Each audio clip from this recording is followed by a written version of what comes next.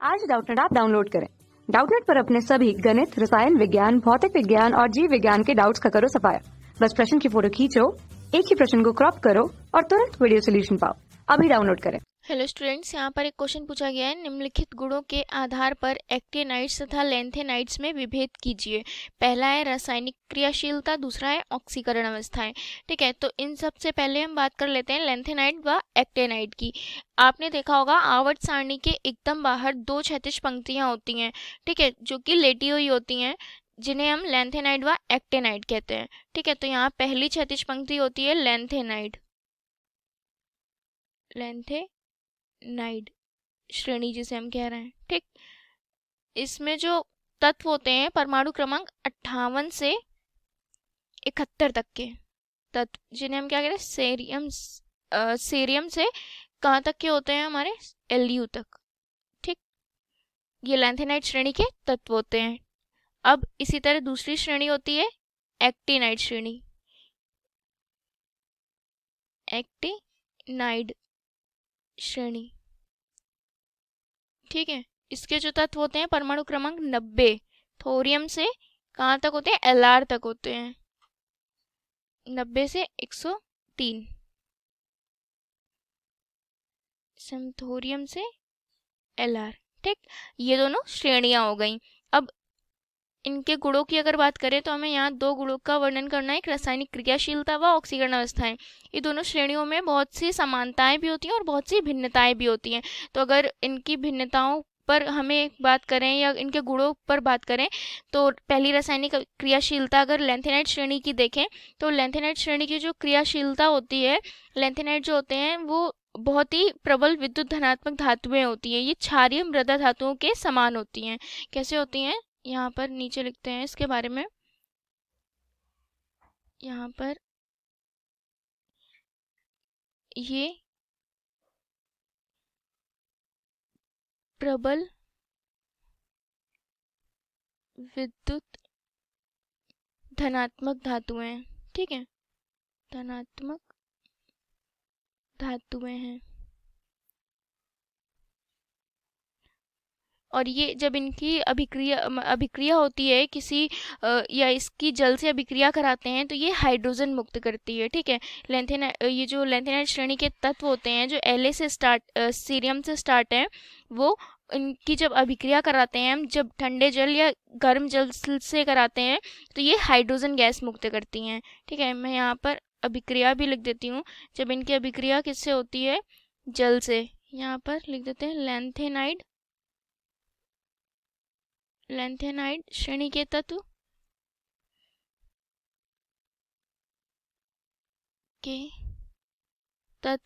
Plus जल। ठीक है, तो ये क्या उत्पन्न करते हैं, हाइड्रोजन मुक्त करते हैं।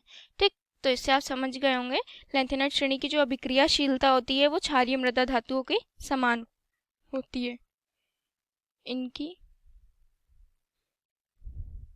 अभिक्रियाशीलता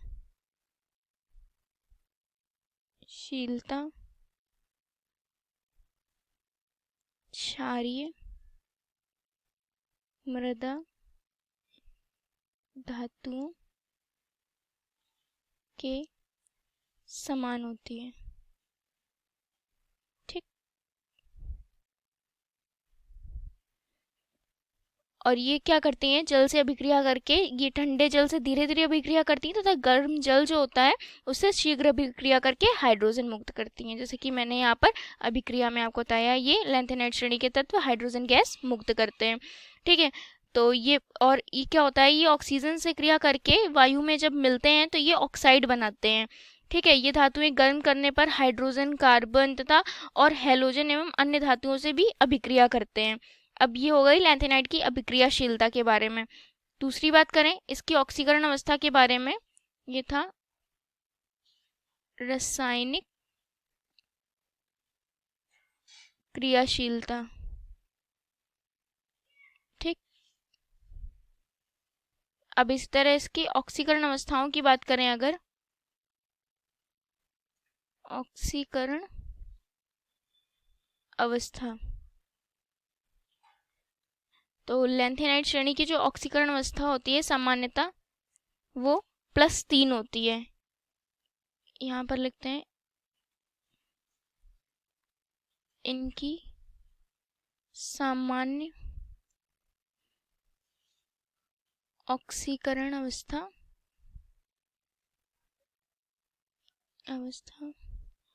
+3 होती है। ठीक, ऐसा इसलिए होता है क्योंकि ये 3+ आयन बनाते हैं।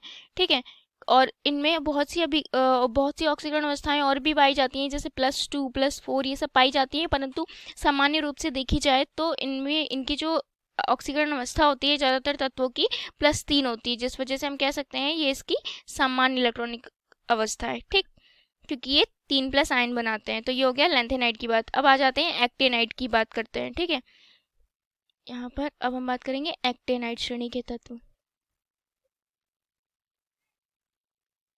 एक्टिनाइड की रासायनिक अभिक्रियाशीलता।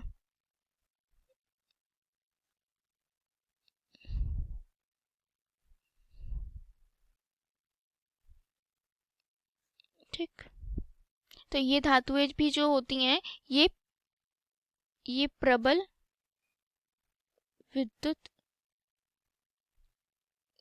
धनात्मक होती हैं लैंथेनाइड के ही सापेक्ष। ठीक है, प्रबल विद्युत धनात्मक होती हैं, लैंथेनाइड के जैसी ही होती हैं ये। और इनकी रासायनिक प्रकृति की अभी बात करें तो इनकी रासायनिक प्रकृति अभी पूरी तरह से ज्ञात नहीं है। इनके जो ज़्यादातर तत्व होते हैं वो रेडियो एक्टिव तत्व होते हैं।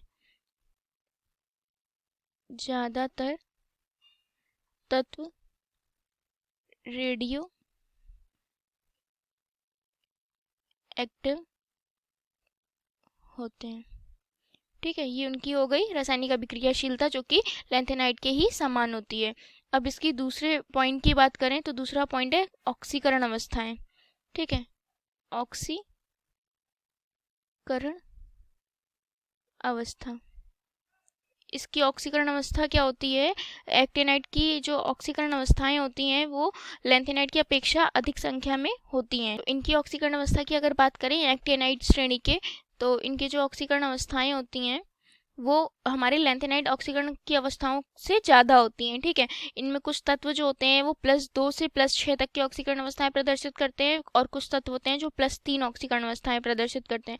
तो इनकी कुल जो ऑक्सीकरण अवस्थाएं होती हैं वो +2 से +6 तक होती हैं, और अगर मुख्य रूप से देखें तो +3 इसकी मुख्य ऑक्सीकरण अवस्था होती है।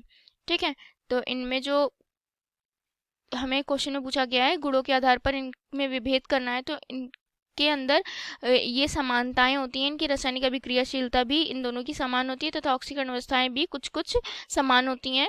तो आशा करती हूँ ये आंसर आपको समझ में आ गया होगा। Thank you. कक्षा 6 से 12वीं से लेकर नीट, IIT, JEE वो एडवांस के लेवल तक 1 करोड़ से ज्यादा छात्रों का भरोसा। आज ही डाउनलोड करें डाउटनेट ऐप या व्हाट्सएप करें अपने सारे डाउट्स 8400 400 400 पर।